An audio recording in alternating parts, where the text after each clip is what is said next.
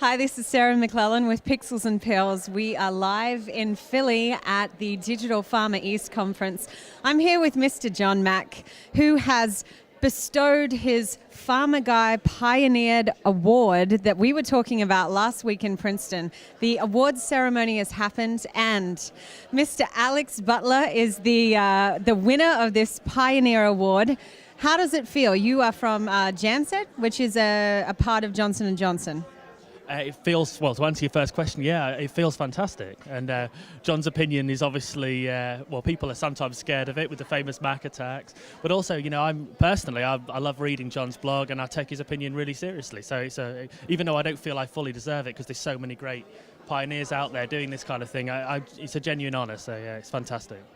And tell us a little bit about what you feel about your prize, the actual prize, the shirt off John's back, the Hawaiian shirt. It's famous at all of these conferences. Everybody knows you for it. It's like the pharma equivalent of an Oscar. I mean, how do you feel? Well, now you put it like that, obviously. No, obviously, it's fantastic. But as John said himself, that I'm only looking after it for a year, and I'll be passing it on to the next person, whoever that might be, whether it's here or somewhere else, in about a year's time. So I'm just a custodian of the shirt for a brief period of time. But as I said before, it's a genuine honour, and I'm not sure I can pull the style off, but I'm happy to give it a go. Now, John, let us talk to you about who else was nominated. Who did you call on today as their nomination, and then why Alex Butler? What was it that made him your number one winner? Okay, first of all, there were several people. Schwendt could have been one. He's been very much involved. Dennis Urbaniak, who was mentioned here, from Sanofi Aventis, and Mark Monceau, also from J&J. So there's a large group of these pioneers, and what I hope this whole award has brought them forward so that people can see who they are. And it wasn't just my opinion, because I did have a little survey and people said such great things about Alex, and I discovered Alex through the readers who responded to my blog, and it was really great. So it's not just my opinion. And a lot of people also feel that you are deserving, at least. So for some of our viewers who may not know exactly what you do within the industry, can you give us a short history of where you're at within the company? Yeah, I can. Like everyone, I suppose, in pharma that does this, or most people, you kind of stumble into it in a way. But my history within the company is, first of all, in, I suppose, what would be called a market access role, which within the UK is a policy, healthcare policy and role, then marketing, product management and communications, and then into a digital strategy role. And I think that the interesting thing for me is that I think you need all of those things in order to be able to do this. And I can see that where the companies and some of the people that John just mentioned, where they are trying to do different things, it's where the right people who are able to access those different skills actually get involved. But quite a lot you see certain companies giving things to interns or to people who are young, who obviously must know what Facebook is because they're under 25.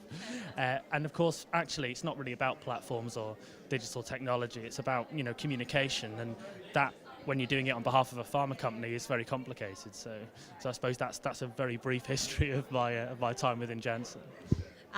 Just both of you, actually, if you can answer, what would be your top 3 tips of success within this digital pharma platform? What do you think from the conferences you've been going to lately? Is there, even if it's the top 3 words or something, that we're really working towards to make a change and make these innovations?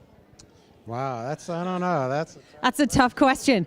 Here we are at Pixels and Pills asking the tough questions. Yeah. Gee, I don't know exactly. First of all, you need the right people. And that's what my whole thing was about. Social media is about people. So I guess we're talking more about social media right now. And that's all about people. So I've always advised pharmaceutical companies to get their people involved, so that if they're responding in a Facebook page to some comments, and it's not just the brand responding, because people don't talk to brands, they talk to other people. And that's what I heard a lot from patients too, that they like to talk to people. Okay, so people is one. Do you have one to add? Well, yeah, I do. I mean, it's quite a big subject, and obviously it's difficult to put down, and there's a lot of things historically that pharma has to deal with. It's a highly regulated industry, so I think building on what John said about people, it's understanding the new risk kind of benefit balance that there is, in the fact that it's not possible anymore to control distribution of our content, distribution of our messages. I don't even believe in messages as such. I don't believe in conversation. And I think that when you finally accept that you can't control things in the way that you used to, it enables you to try and have a little bit more influence.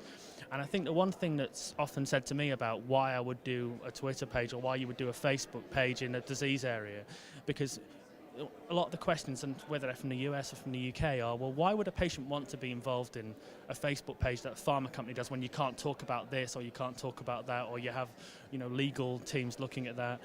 But I think the truth of the matter is that people aren't owned by communities. So one of the biggest things I think is for people to get rid of the idea of trying to own people, and just trying to give people decent content, decent information, the ability to speak negatively about your company if they want to, or ask questions, and for you to respond, like John says, as a human being, and not respond through the legal department or through a load of kind of broadcast messages.